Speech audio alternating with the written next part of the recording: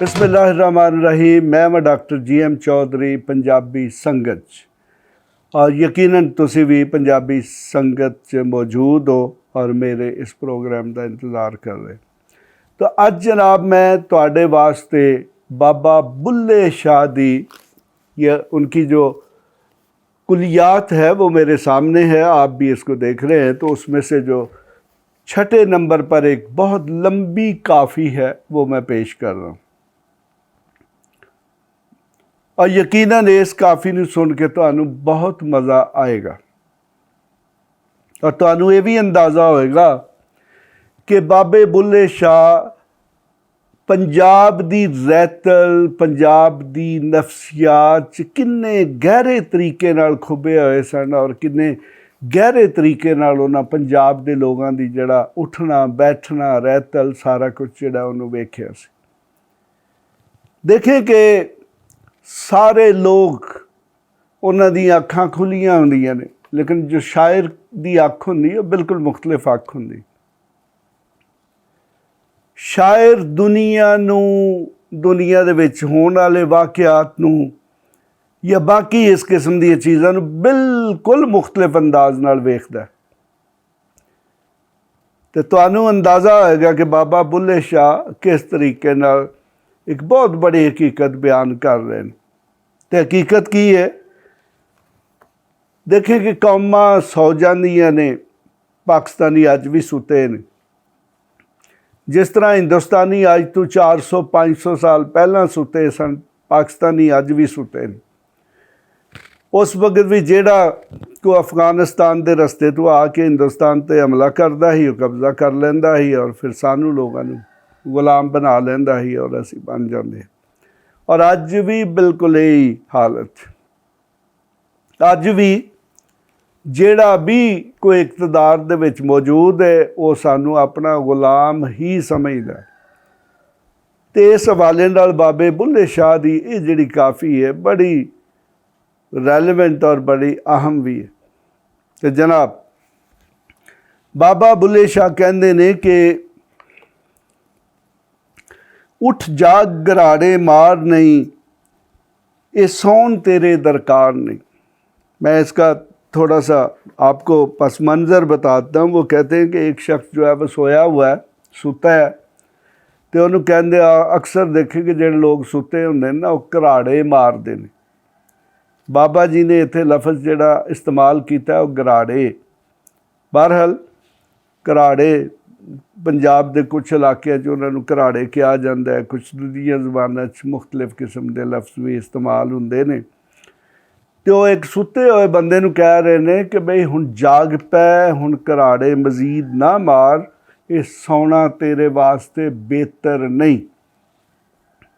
लेकिन वो तो चूँकि रूहानियात की गल करते हैं, तो रूहानियात दे अगर पस मंजर च भी असी वेखीए तो इसका मतलब बहुत गहरा है कि एक बंदा जिहड़ा कि दुनिया के कामां च रुझिया खुबिया, उन्होंने कहते हैं कि बई छड्ड दे हुण इन्हां नूं, हुण सुता ना रह, इहो ही काम ना करी जा, कुछ होर भी कर, यानी कि अल्लाह नाल भी लो लगा लै।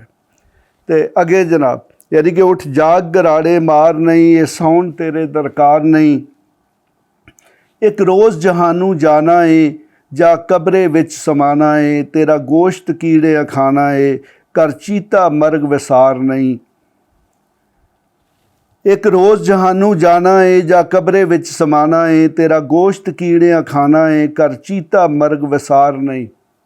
उठ जाग गराड़े मार नहीं, ये सौन तेरे दरकार नहीं।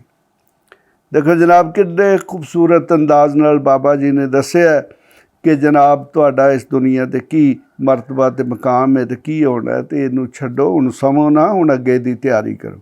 अगला शेर, तेरा साहा नेड़े आया है, तेरा साहा नेड़े आया है, कुछ चूली दाज रंगाया है, क्यों अपना आप वंजाया है, ए गाफल तेनू सार नहीं। उठ जाग गराड़े मार नहीं, ये सौन तेरे दरकार नहीं। यानी कि इत्थे एक खातून नूं, एक औरत नूं, एक जवान कुड़ी नूं वो एड्रैस करके कह रहे हैं कि तेरा तो विआह होने वाला है, कोई अपना कोई चोली दाज इस किस्म दी चीज़ां जो शादी विआह ते बनाई दी ने कुछ बना लै। यानी कि बंदे नूं कहंदे ने कि तेरी मौत का वक्त बड़ा करीब आया ही, कुछ तैयारी कर ले। जनाब तीजा शेर है, तू सुत्तियां उम्र वंजाईए, तू चरखे तंद न पाईए, कि करसी दाज तैयार नहीं, उठ जाग गराड़े मार नहीं, ये सौन तेरे दरकार नहीं। एक इत्थे जनाब एक होर उन्हां तशबीह दित्ती कि वो कहंदे ने कि तू चरखा, देखे पुराने दौरां च लोग जितना सूतर सी कपड़े सी वो चरखे ते कपाह नूं कत के ते फिर उहदा धागा बनाउंदे हन ते फिर उस तों बाद च उहदे कपड़े बनदे हन ते जिहदे च ਜਿਹੜੇ ਖਵਾਤੀਨ ਦੇ ਵੀ ਲਿਬਾਸ ਹੁੰਦੇ ਸਨ ਉਹ ਬਣਦੇ ਹਨ। ਤੇ ਉਹ ਕਹਿੰਦੇ ਨੇ ਕਿ ਤੂੰ ਉੱਠ ਕੇ ਤੇ ਤਿਆਰੀ ਕਰ, ਚਰਖਾ ਕੱਤ, ਆਪਣਾ ਦਾਜ ਤਿਆਰ ਕਰ, ਤੇਰੀ ਸ਼ਾਦੀ ਹੋਣ ਵਾਲੀ ਹੈ, ਤੇਰਾ ਵਿਆਹ ਹੋਣ ਵਾਲਾ ਹੈ। यानी कि रूहानियात दे पर मद्दे नज़र रखो। तो फिर वो कहते हैं कि बंदिया तू तैयारी कर, तू अमल चंगे कर लै, कल नूं तू अल्लाह कोल भी जाना। जनाब अगला शेर है, तू जिस दिन जोबन मत्ती असी, तू जिस दिन जोबन मत्ती सैं, तू नाल सियां दे रत्ती सैं, हो गाफल गली वत्ती सैं, ये बूरा तेनू सार नहीं, ये बोरा तेनू सार नहीं। मैं दोबारा पढ़ना, तू जिस दिन जोबन मत्ती सैं, तू नाल सइयां दे रत्ती सैं, हो गाफल गली वत्ती सैं, ये बोरा तेनू सार नहीं। वो कहते ने कि तू तो इस दुनिया दे विच इन्नी खुब गई है, रुझ गई है कि तेनू बिल्कुल ये ख्याल नहीं कि तेरा अगे की होने वाला। तो फिर अगे कहते हैं कि उठ जाग गराड़े मार नहीं, ये सौन तेरे दरकार नहीं। जनाब पंजवां शेर है, तू मुड्डू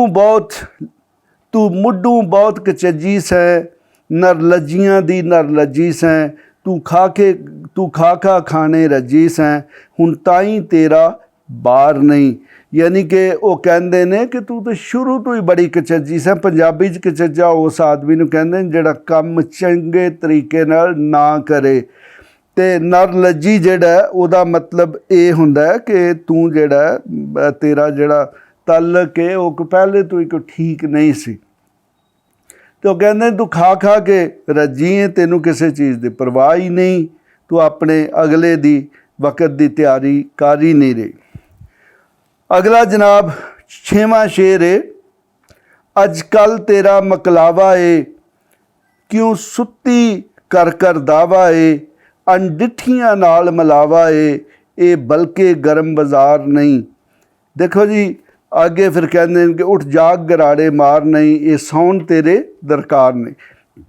यानी कि बाबा जी कह रहे ने कि तेरे मकलावे का वक्त तैयार आया है, तेनू बिल्कुल मकलावा शादी तो बाद पहली बारी जो दुल्हन जाती है उन्होंने कहते ने, तो कहते ने भी कि तेरा एक अननोन बंदे नाल जिहड़ा वास्ता पैण वाला है, लेकिन तू बिल्कुल कोई तैयारी नहीं की, तो इस करके तू फौरी तौर पर तैयारी कर। जनाब अगला शेर है,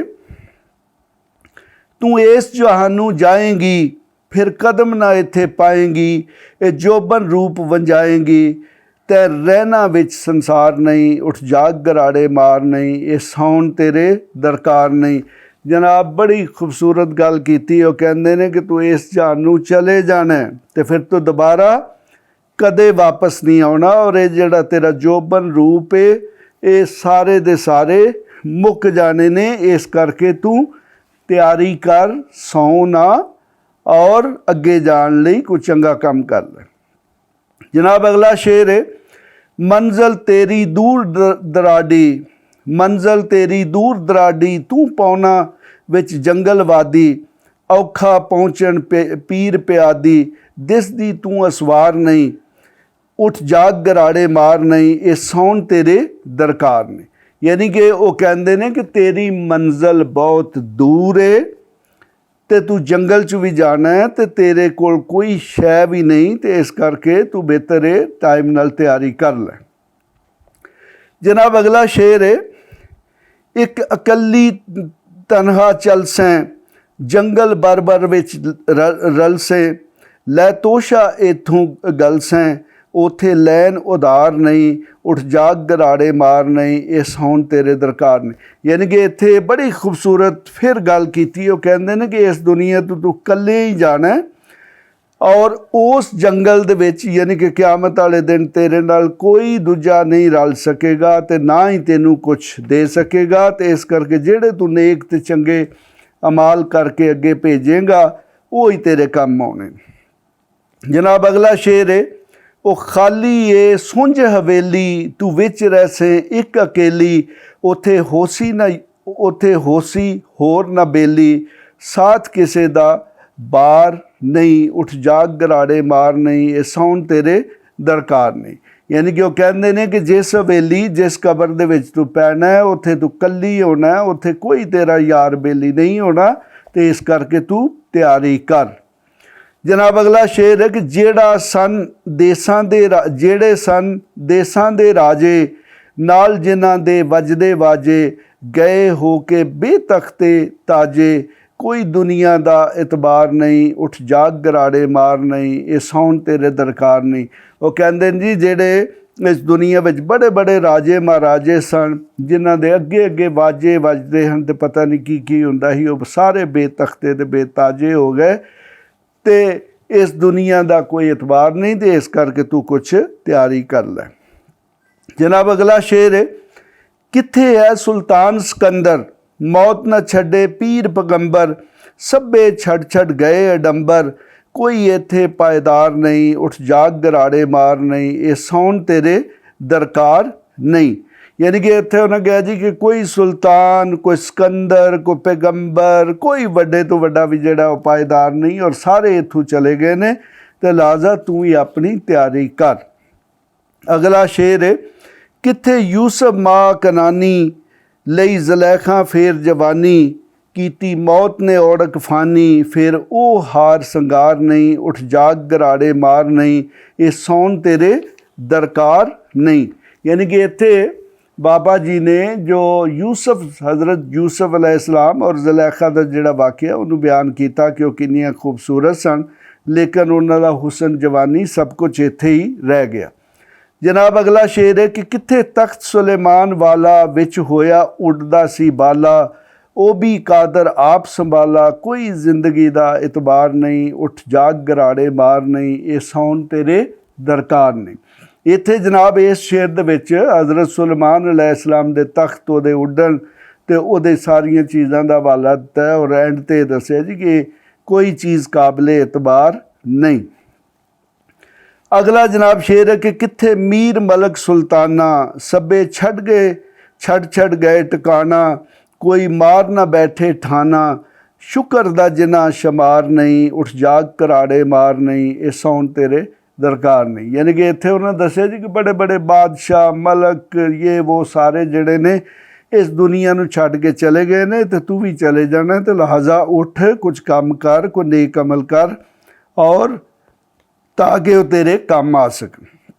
ਜਨਾਬ ਅਗਲਾ ਸ਼ੇਰ ਹੈ, ਫੁੱਲਾਂ ਫੁੱਲ ਚੰਬੇਲੀ ਲਾਲਾ, ਸੋਸਨ ਸੰਭਲ ਸਰੋਂ ਨਰਾਲਾ, ਬਾਦੇ ਖਜ਼ਾਂ ਕੀਤਾ ਬੁਰਹਾਲਾ, ਨਰਗਸ ਨਿਤ ਖਮਾਰ ਨਹੀਂ, ਉੱਠ ਜਾਗ ਗਰਾੜੇ ਮਾਰ ਨਹੀਂ, ਇਹ ਸੌਣ ਤੇਰੇ ਦਰਕਾਰ ਨਹੀਂ। ਇੱਥੇ ਬਾਬਾ ਜੀ ਨੇ ਮੁਖਤਲਿਫ ਜਿਹੜੇ ਫੁੱਲ ਨੇ ਉਹਨਾਂ ਦੇ ਹਵਾਲੇ ਦਿੱਤੇ ਨੇ, ਔਰ ਉਹਨਾਂ ਕਿਹਾ ਜਨਾਬ ਇਹ ਸਾਰੇ ਫੁੱਲ ਜਿਹੜੇ ਨੇ ਆਪਣੇ ਵਕਤ ਨਾਲ ਖ਼ਤਮ ਹੋ ਜਾਂਦੇ ਨੇ, ਅਤੇ ਇਸ ਕਰਕੇ ਤੂੰ ਵੀ ਖ਼ਤਮ ਹੋ ਜਾਣਾ, ਔਰ ਤੂੰ ਕੋਈ ਚੰਗੇ ਅਮਲ ਕਰ ਲੈ।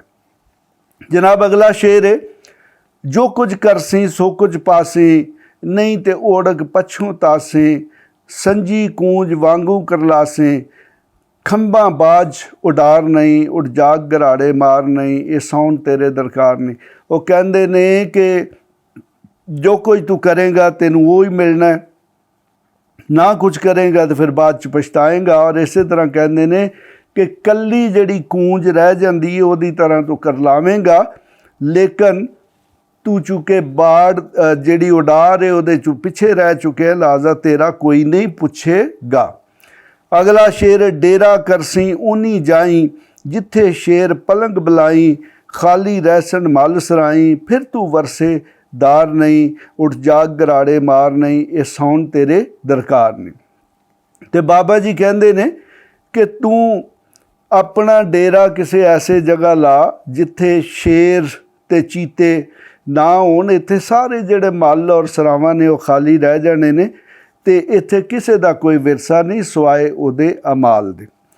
ਤੇ ਜਨਾਬ ਅਗਲਾ ਸ਼ੇਰ ਹੈ, ਅਸੀਂ ਆਜਜ਼ ਵਿੱਚ ਕੋਟ ਇਲਮ ਦੇ, ਉਸ ਦੇ ਆਂਦੇ ਵਿੱਚ ਕਲਮ ਦੇ, ਬਿਨ ਕਲਮੇ ਨਹੀਂ ਕੰਮ ਦੇ, ਬਾਜੂ ਕਲਮੇ ਪਾਰ ਨਹੀਂ, ਉੱਠ ਜਾਗ ਗਰਾੜੇ ਮਾਰ ਨਹੀਂ, ਸੌਣ ਤੇਰੇ ਦਰਕਾਰ ਨਹੀਂ। ਯਾਨੀ ਕਿ ਬਾਬਾ ਜੀ ਕਹਿੰਦੇ ਨੇ ਕਿ ਅਸੀਂ ਤਾਂ ਇਲਮ ਦੀ ਦੁਨੀਆ ਚਲੇ ਗਏ ਹਾਂ ਤੇ ਕਲਮੇ ਤੋਂ ਬਗੈਰ ਕੁਛ ਨਹੀਂ। ਤੇ ਜਿਸ ਬੰਦੇ ਦੇ ਸਾਥ ਕਲਮਾ ਨਹੀਂ ਦੇਣਾ, ਯਾਨੀ ਕਿ ਉਹ ਨੇਕ ਪਾਕ ਨਹੀਂ, ਉਹ ਮੁਸਲਮਾਨ ਨਹੀਂ, ਅੱਛੇ ਅਮਾਲ ਨਹੀਂ ਕਰਦਾ, ਤੇ ਉਹਦਾ ਕੋਈ ਟਿਕਾਣਾ ਨਹੀਂ ਹੋਵੇਗਾ। ਜਨਾਬ ਆਖਰੀ ਸ਼ੇਰ ਹੈ, ਬੁੱਲਾ ਸ਼ੂ ਬਨ ਕੋਈ ਨਾਈ, ਬੁੱਲਾ ਸ਼ੂ ਬਨ ਕੋਈ ਨਾਈ, ਇੱਥੇ ਉੱਥੇ ਦੂਈ ਸਰਾਈ, ਸੰਭਲ ਸੰਭਲ ਕਦਮ ਟਿਕਾਈ, ਫੇਰ ਆਉਣ ਦੂਜੀ ਵਾਰ ਨਹੀਂ, ਉੱਠ ਜਾਗ ਗਰਾੜੇ ਮਾਰ ਨਹੀਂ, ਇਹ ਸੌਣ ਤੇਰੇ ਦਰਕਾਰ ਨਹੀਂ। ਦੇਖੋ ਜੀ ਆਖਰੀ ਸ਼ੇਰ ਹੈ, ਇਹਦੇ 'ਚ ਹਸਬੇ ਮੂਲ ਉਹਨਾਂ ਆਪਣਾ ਤਖੱਲਸ ਨਾਂ ਯਾਨੀ ਕਿ ਬੁੱਲਾ ਇਸਤੇਮਾਲ ਕੀਤਾ ਤੇ ਉਹ ਕਹਿੰਦੇ ਨੇ ਕਿ ਬੁੱਲੇ ਸ਼ਾਹ ਤੇਰਾ ਕੁਛ ਨਹੀਂ ਇੱਥੇ, ਲਿਹਾਜ਼ਾ ਤੂੰ ਸੰਭਲ ਸੰਭਲ ਕੇ ਕਦਮ ਰੱਖ ਔਰ ਦੁਬਾਰਾ ਤੂੰ ਇੱਥੇ ਕੋਈ ਨਹੀਂ ਆਉਣਾ, ਲਿਹਾਜ਼ਾ ਚੰਗੇ ਅਮਾਲ ਕਰ ਲੈ ਤਾਂ ਕਿ ਤੂੰ ਅੱਲਾਹ ਤਾਲਾ ਦੇ ਸਾਹਮਣੇ ਜਵਾਬਦੇਹ ਹੋ ਸਕੇ ਔਰ ਤੈਨੂੰ ਬੁਰਾ ਵਕਤ ਯਾਨੀ ਕਿ ਤੈਨੂੰ ਜਹੰਨਮ 'ਚ ਨਾ ਦੋਜ਼ਖ 'ਚ ਨਾ ਸੁੱਟ ਦਿੱਤਾ ਜਾਏ।